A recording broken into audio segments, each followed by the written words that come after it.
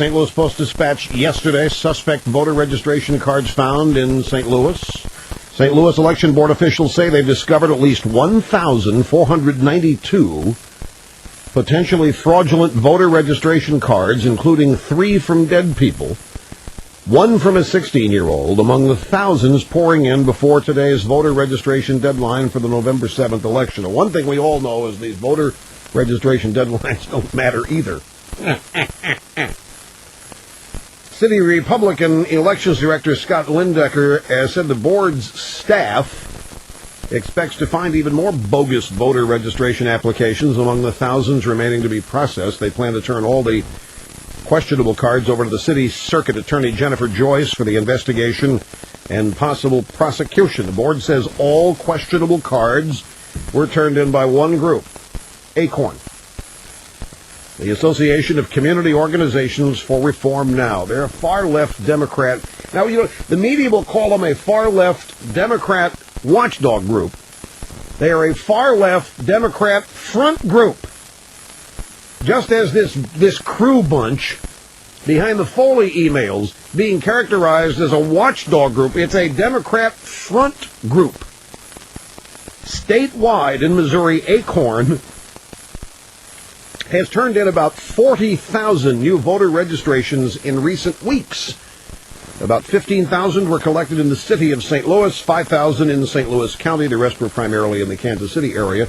I'm sure there are some token Republicans in their registration, but that's what they would be, just token. ACORN's voter registration collections have come under fire in recent weeks in several states, including Ohio and Pennsylvania. In St. Louis 3 years ago, the City Election Board reported finding more than 1,000 suspicious voter registration cards turned in by ACORN. No one appears to have been prosecuted in that case, although Joyce's office has obtained convictions regarding fraudulent voter registration cards turned in by people working for other now-defunct groups.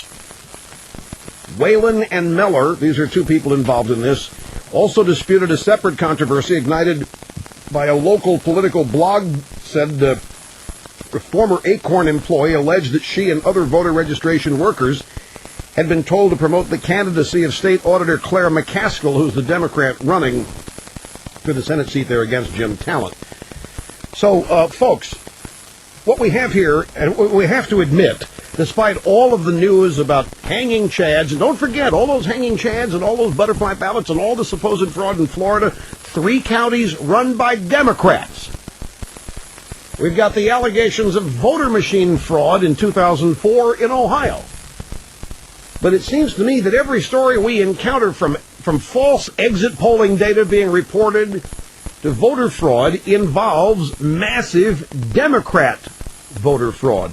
The truth is, and let me just fire point blank both barrels, Democrats have absolutely no chance of winning without voter fraud, without falsely registering illegal voters, people from the grave, animals, pets, and so forth.